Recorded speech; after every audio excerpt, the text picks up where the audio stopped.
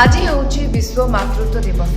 ଏହି ଦିନଟି ମାଙ୍କ ପାଇଁ, କିନ୍ତୁ ମାଙ୍କ ପାଇଁ କେବଳ ଗୋଟିଏ ଦିନ ନୁହେଁ, ସବୁଦିନ ପାଳନ କଲେ ବି କମ୍ ହେବ। ମାଙ୍କ ଆଶୀର୍ବାଦ ସାଙ୍ଗରେ ଥିଲେ ତା ପିଲା ପାଇଁ କିଛି ବି କରିବା ସମ୍ଭବ ହୁଏ।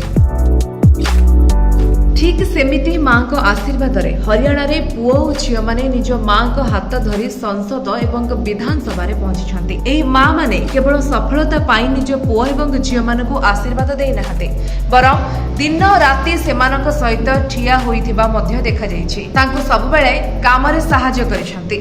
ମାଙ୍କ ଆଶୀର୍ବାଦ ଥିବାରୁ ପୁଅ ଝିଅମାନେ ରାଜନୀତିରେ ଆଶ୍ଚର୍ଯ୍ୟଜନକ କାର୍ଯ୍ୟ କରିଥିଲେ।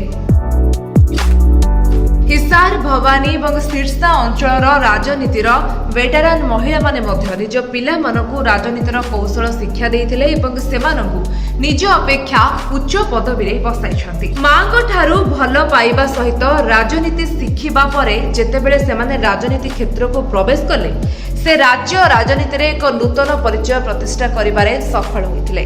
ଏହି ମା ମାନେ କେବଳ ସଫଳତା ପାଇଁ ନିଜ ପୁଅ ଏବଂ ଝିଅମାନଙ୍କୁ ଆଶୀର୍ବାଦ ଦେଉନାହାନ୍ତି, ବରଂ ଦିନ ରାତି ସେମାନଙ୍କ ସହିତ ଛିଡା ହୋଇ ତାଙ୍କୁ ସମର୍ଥନ କରିବା ମଧ୍ୟ ଦେଖାଯାଇଛି। କିରଣ ତାଙ୍କ ଉତ୍ତରାଧିକାରୀ ଗ୍ରହଣ କରି ତାଙ୍କ ଝିଅ ଶ୍ରୁତିକୁ ସଂସଦକୁ ମଧ୍ୟ ପଠାଇଥିଲେ। କହିବାକୁ ଗଲେ ଚୌଧୁରୀ ବଂଶୀଲାଲଙ୍କ ଘରୁ ମଧ୍ୟ ରାଜନୀତିରେ କେହି ନଥିଲେ, କିନ୍ତୁ ହେଲିକପ୍ଟର ଦୁର୍ଘଟଣାରେ ବଂଶୀଲାଲଙ୍କ ପୁଅ ସୁରେନ୍ଦ୍ର ସିଂଙ୍କ ମୃତ୍ୟୁ ପରେ କିରଣଙ୍କୁ ହରିୟାଣା ରାଜନୀତିରେ ପ୍ରବେଶ କରିବାକୁ ପଡ଼ିଥିଲା। ତାଙ୍କ ଶ୍ୱଶୁର ଏବଂ ସ୍ୱାମୀଙ୍କ ଉତ୍ତରାଧିକାରୀ ପରିଚାଳନା କରିବା ପରେ କିରଣ ରାଜ୍ୟରେ ମନ୍ତ୍ରୀ ହେବାର ସୁଯୋଗ ପାଇଲେ। ସେ ତାଙ୍କ ଝିଅ ଶ୍ରୁତିଙ୍କୁ ରାଜନୀତିର କୌଶଳ ଶିଖାଇ ଦେଶର ସବୁଠୁ ବଡ଼ ପଞ୍ଚାୟତକୁ ମଧ୍ୟ ପଠାଇଥିଲେ। ଭବାନୀ ମହେନ୍ଦ୍ରଗଡ଼ ଆସନରୁ ସାଂସଦ ହୋଇଥିବା ଶ୍ରୁତି ବର୍ତ୍ତମାନ ରାଜନୀତିରେ ଜଣେ ଶକ୍ତିଶାଳୀ ନେତ୍ରୀ ବୋଲି ପ୍ରମାଣ କରିଛନ୍ତି। ମହିଳାମାନଙ୍କୁ ରାଜନୀତିରେ ଆଗକୁ ଆସିବାକୁ ପଡ଼ିବ ବୋଲି କିରଣ ଚୌଧୁରୀ କହିଛନ୍ତି। ଶ୍ରୁତି ଯୁବପିଢ଼ିମାନଙ୍କୁ ପ୍ରତିନିଧିତ୍ୱ କରନ୍ତି। ସେମାନଙ୍କର କଠିନ ପରିଶ୍ରମ କେବେ ବ୍ୟର୍ଥ ହେବ ନାହିଁ, କାରଣ କଳା ବାଦଲ ସୂର୍ଯ୍ୟକୁ ଅଧିକ ସମୟ ଲୁଚାଇ ରଖିପାରେ ନାହିଁ। ଦେଶର ସବୁଠାରୁ ଧନୀ ମହିଳା ସାବିତ୍ରୀ ଜିନ୍ଦଲ କୁରୁକ୍ଷେତ୍ର ଯୁଦ୍ଧରେ ପୁଅକୁ ସମର୍ଥନ କରି ରାଜନୀତିରୁ ଦୂରେଇ ରହିଥିଲେ। ତାଙ୍କ ସ୍ୱାମୀ ଓପି ଜିନ୍ଦଲ ରାଜନୀତିରେ ସକ୍ରିୟ ଥିଲେ। ତାଙ୍କର ହଠାତ୍ ଦେହାନ୍ତ ସାବିତ୍ରୀ ଜିନ୍ଦଲଙ୍କୁ ରାଜନୀତିରେ ପ୍ରବେଶ କରିବାକୁ ବାଧ୍ୟ କଲା। ପୁଅ ନବୀନଙ୍କ ସହ ରାଜନୀତି ବିଷୟରେ ସବୁବେଳେ ଆଲୋଚନା କରୁଥିଲେ। ସାବିତ୍ରୀ ଜିନ୍ଦଲ ହିସାରରୁ ବିଧାୟକ ହେଲେ ଏବଂ ମନ୍ତ୍ରୀ ପଦକୁ ସୁଶୋଭିତ କଲେ।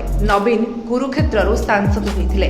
ଏବେ ପୁଣି ଥରେ ନବୀନ ଜିନ୍ଦଲ ବିଜେପିରୁ କୁରୁକ୍ଷେତ୍ର ଯୁଦ୍ଧରେ ପ୍ରବେଶ କରିଛନ୍ତି, ଅଥବା ବାଜପା ତରଫରୁ ସେ ପ୍ରାର୍ଥୀ ଭାବେ ନିର୍ବାଚନ ଲଢୁଛନ୍ତି। ତାଙ୍କ ମା ସାବିତ୍ରୀ ଜିନ୍ଦଲ କହିଛନ୍ତି ଯେ ରାଜ୍ୟ ସେବା କରିବା ପାଇଁ ନବୀନ 10 ବର୍ଷ ପରେ ପୁନର୍ବାର ନିର୍ବାଚନ ଲଢେଇବାକୁ ଆସିଛନ୍ତି। ସେ ଯେଉଁଠାରେ ସାହାଯ୍ୟ ଲୋଡ଼ିବେ ମୁଁ ତାଙ୍କୁ ସମର୍ଥନ କରିବି। ଯେତେବେଳେ ଜେଜେପି ଗଠନ ହେଲା, ଦୁଷ୍ୟନ୍ତକୁ ସମର୍ଥନ କରିବା ପାଇଁ ମା ନେନା ରାଜନୀତି ମଇଦାନକୁ ଓହ୍ଲାଇଥିଲେ। ଯେତେବେଳେ 2019 ନିର୍ବାଚନ ପୂର୍ବରୁ INLD ଏବଂ ଜନନାୟକ ଜନତା ପାର୍ଟି ବା ଜେଜେପି ଅଲଗା ହୋଇଗଲେ, ଚୌଟାଲାଙ୍କୁ ସମର୍ଥନ କରିବାକୁ ନେନା ତାଙ୍କ ପୁଅ ଦୁଷ୍ୟନ୍ତ ଚୌଟାଲାଙ୍କୁ ସମର୍ଥନ କରିବାକୁ ବାଡ୍ରାରୁ ପ୍ରତିଦ୍ୱନ୍ଦିତା କରିଥିଲେ।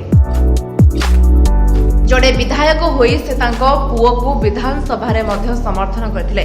ଯେତେବେଳେ ଦୁଷ୍ୟନ୍ତ ଡେପୁଟି ସିଏମ୍ ହୋଇଥିଲେ, ସେତେବେଳେ ନେନା ଚୌଟାଲାଙ୍କ ଅଧା ସ୍ୱପ୍ନ ସାକାର ହୋଇଥିଲା। ବର୍ତ୍ତମାନ ମିଶନ 2024ରେ ନିଜ ପୁଅକୁ ତାଙ୍କ ଅଧୀନରେ ସିଏମ୍ କରିବା ପାଇଁ ନେନା ଚୌଟାଲା ହିସାର ଦୁର୍ଗ ଭେଦିବାକୁ ପ୍ରସ୍ତୁତ ଅଛନ୍ତି। ସେ ଚାହାନ୍ତି ତାଙ୍କ ପୁଅ ହିଁ ବର୍ତ୍ତମାନ ରାଜନୀତିରେ ଭଲ କରନ୍ତୁ। ଏବେ ପୁଅ ଦୁଷ୍ୟନ୍ତ ତାଙ୍କ ମାଙ୍କ ପାଇଁ ଝାଳ ବୁହାଉଛନ୍ତି। ନେନା କହିଛନ୍ତି ଯେ ଯଦି ଦୁଷ୍ୟନ୍ତକୁ ସମଗ୍ର ରାଜ୍ୟ ପରିଚାଳନା କରିବାକୁ ପଡ଼ିବ, ତେବେ ମୋତେ ତାଙ୍କ ଅଞ୍ଚଳ ହିସାର ପରିଚାଳନା କରିବାକୁ ପଡ଼ିବ। ଏହି କାରଣରୁ ମୁଁ ଲୋକସଭା ନିର୍ବାଚନରେ ପ୍ରତିଦ୍ୱନ୍ଦିତା କରିବାକୁ ନିଷ୍ପତ୍ତି ନେଇଛି। ତେବେ ରାଜନୈତିକ କ୍ଷେତ୍ରରେ ଆଜି ମଧ୍ୟ ଏବଂ ମାଙ୍କ ଆଶୀର୍ବାଦ ହିଁ ଏହି ସବୁ ରାଜନେତାଙ୍କୁ ସାହାଯ୍ୟ କରିଥିଲା ଏବଂ କରୁଛି ମଧ୍ୟ। Bureau report, Biswabani live.